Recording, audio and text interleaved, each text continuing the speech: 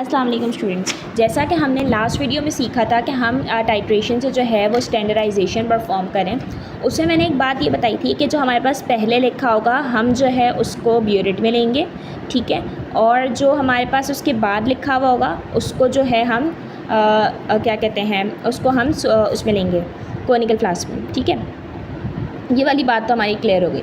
अब मैंने दूसरी बात ये बताई थी कि लास्ट टाइम जो हमने NaOH लिया था और उसके अलावा हमने लिया था ऑक्सैलिक एसिड, ये दोनों जो थे ये हमारे सॉलिड फॉर्म में थे। सॉलिड के लिए हमारे पास क्या होता है, अमाउंट वाला फार्मूला होता है, ठीक है, जिसमें हम डिवाइड बाय करते हैं 1000, ठीक है, ये हो गया। लेकिन अब इसके अंदर क्या सिचुएशन है, इसके अंदर ये सिचुएशन है कि जो हमारा HCl है ये हमारे पास लिक्विड फॉर्म में होता है, ठीक है, और ये जो 0.5 नॉर्मल सोडियम कार्बोनेट है ये हमारा जो है वो सॉलिड फॉर्म में होता है, मतलब कि एक लिक्विड है और एक सॉलिड है, ठीक है, ये वाली बात हो गई। दूसरी बात ये कि हमारे पास जो है जो लास्ट टाइम हमने किया था उसमें सबके साथ M था, मतलब कि मोलैरिटी था। अब हमारे पास क्या है, नॉर्मेलिटी है, मतलब कि मोलैरिटी और नॉर्मेलिटी में फ़र्क समझ आया। नॉर्मेलिटी में हमारे पास N होता है, ठीक है, और मोलैरिटी में हमारे पास क्या होता है, M, ठीक है, ये दोनों का एक डिफरेंस है, ठीक है। अब हमारे पास जो है वो हम करेंगे इसका एक्सपेरिमेंट, ठीक है। इसका एक्सपेरिमेंट में मैंने वही सारी चीज़ें हैं। सबसे पहले सिर्फ इसका फार्मूला चेंज होगा, ठीक है। फार्मूला चेंज कुछ इस तरीके से होगा कि अमाउंट इज़ इक्वल्स टू, ठीक है, अमाउंट हमारे पास जो है वो आएगा नॉर्मेलिटी, ठीक है, और multiply by gram equivalent weight multiply by required volume upon 1000। ये हमारे पास फॉर होगा फॉर सॉलिड्स। अब आप लोग डिफरेंस देख रहे हो, इसके अंदर यहाँ तो मोलैरिटी से नॉर्मेलिटी चेंज हो गया, ठीक है। दूसरा यहाँ पे क्या हुआ, ग्राम इक्विवेलेंट वेट आ गया। ग्राम इक्विवेलेंट वेट और मॉलिक्यूलर वेट में अच्छा खासा फ़र्क है। ग्राम इक्विवेलेंट वेट और मॉलिक्यूलर वेट के अंदर हमारे पास डिफरेंस ये है कि जो हमारे पास आएगा क्या कहते हैं, जो हमारे पास इसका मॉलिक्यूलर वेट आएगा उसको हम उसके कंसनट्रेशन से डिवाइड करेंगे, मतलब कि जो उसकी H की कंसनट्रेशन होगी। फॉर एग्जांपल हमारे पास जो है वो HCl है, ठीक है। HCl का जब हम फार्मूला निकालते हैं तो हमारे पास आता है 1, मतलब HCl का 1, और क्लोरीन का हमारे पास आता है 35.5। इसका होता है हमारे पास 36.5, जिसको हम राउंड ऑफ करके अपनी मर्जी समझ सकते हैं 37, ठीक है। ये हमारा HCl का मॉलिक्यूलर वेट आ गया, सही है।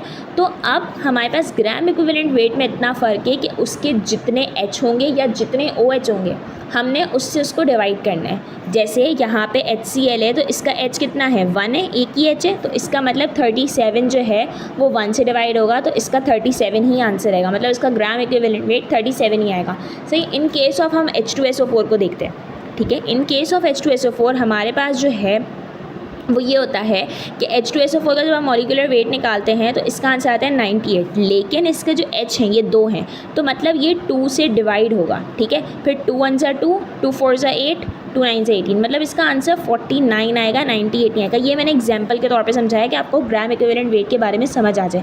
यहाँ पे सिर्फ एक था तो हमने सिर्फ एक से ही डिवाइड किया, सही है। उसके बाद अब हम ये हमारा पूरा हो गया, ठीक है। अब हमारे पास जो है अब हमारे पास है 0.5 नॉर्मल NaCO3, ठीक है। ये हमारे पास हमारा बिल्कुल सेम ऐसे ही रहेगा, ठीक है। अब हम पहले ना ये वाला सॉलिड है हमारे पास जो है वो क्या कहते हैं, ये सॉलिड था, मतलब हमने सॉलिड के लिए वाला फार्मूला लगाया था ना, तो अमाउंट, ठीक है। इधर हमारे पास जो नॉर्मेलिटी है वो कितनी है, 0.5 आ गई। ग्राम इक्विवेलेंट वेट हमारे पास Na2CO3 का हम ग्राम इक्विवेलेंट वेट निकालते हैं तो कितना आएगा, ग्राम इक्विवेलेंट वेट हम निकालते हैं, ठीक है।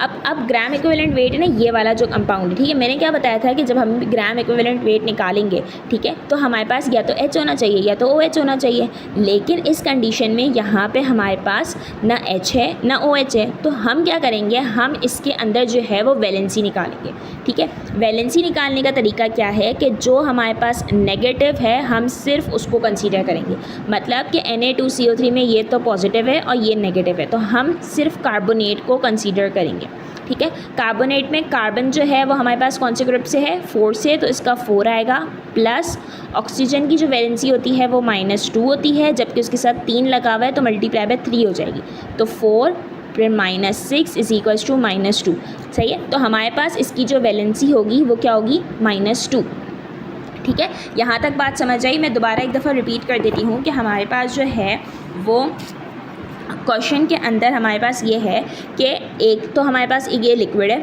ठीक है, ये सॉलिड है, सही है। हमारे पास जब नॉर्मेलिटी आती है तो नॉर्मेलिटी में हम ग्राम इक्विवेलेंट वेट लेते हैं। ग्राम इक्विवेलेंट वेट लेने के लिए हमारे पास ये होता है कि हमें या तो H चाहिए होता है या तो OH चाहिए होता है, ठीक है। जब हमारे पास H और OH होता है तो हम उसको H से डिवाइड कर देते हैं, लेकिन इन केस ऑफ Na2CO3 हमारे पास ना H है ना OH है, तो हम क्या करेंगे, हम उसकी वैलेंसी निकालेंगे। वैलेंसी निकालने के लिए हमारे पास नेगेटिव साइन चाहिए होती है। नेगेटिव साइन का हमने कार्बोनेट का निकाला, कार्बन का 4, ऑक्सीजन का 2, इसका हमारे पास -2 आ गया।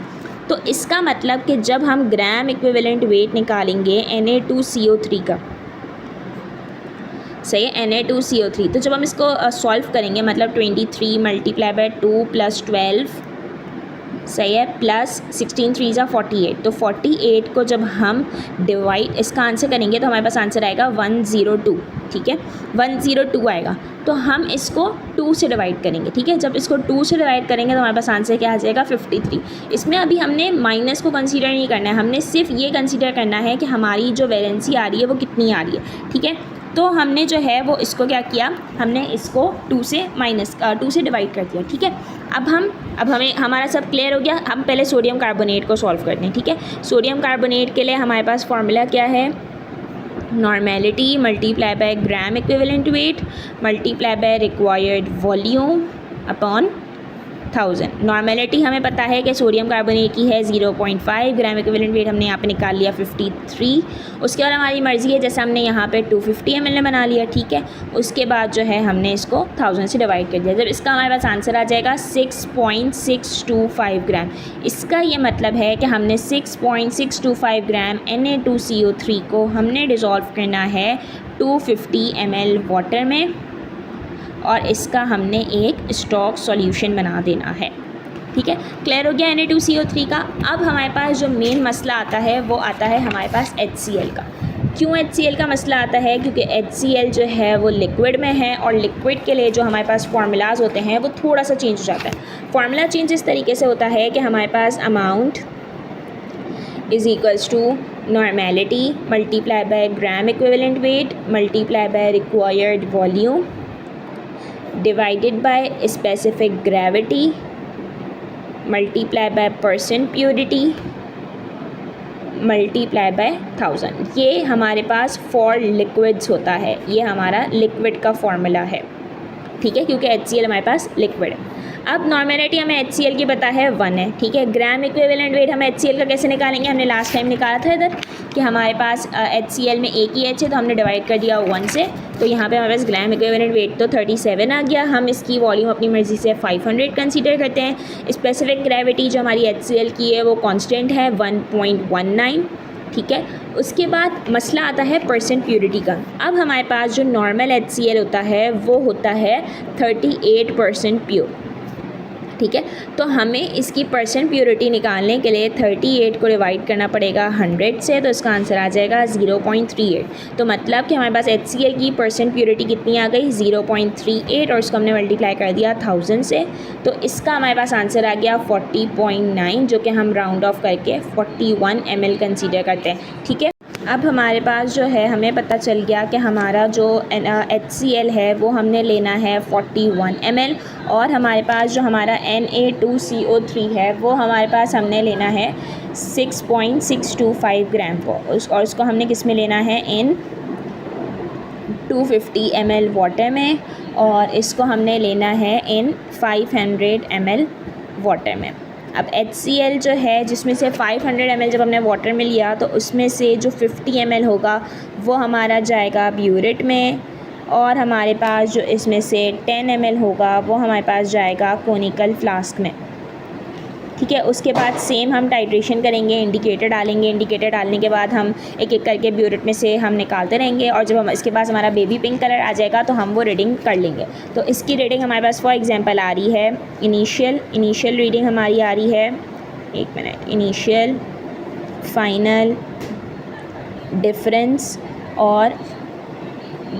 और मीन, ठीक है, हमारे पास इनिशियल रीडिंग आ रही है 0, फिर 8.5 पे हमारा एक कलर आया, फिर उसके बाद हमारे पास 16.5 पे दूसरा कलर आया, दूसरी दफ़ा हमने परफॉर्म किया, फिर हमारे पास 26 ml पे हमारा कंफर्म कलर आ गया। मतलब 3 हमारी जो कंसेक्यूटिव रीडिंग्स है वो आ गई। जब हमने इसका डिफरेंस लिया तो 8.5 आया, इसका 8 आया, इसका 9.5 ml आया।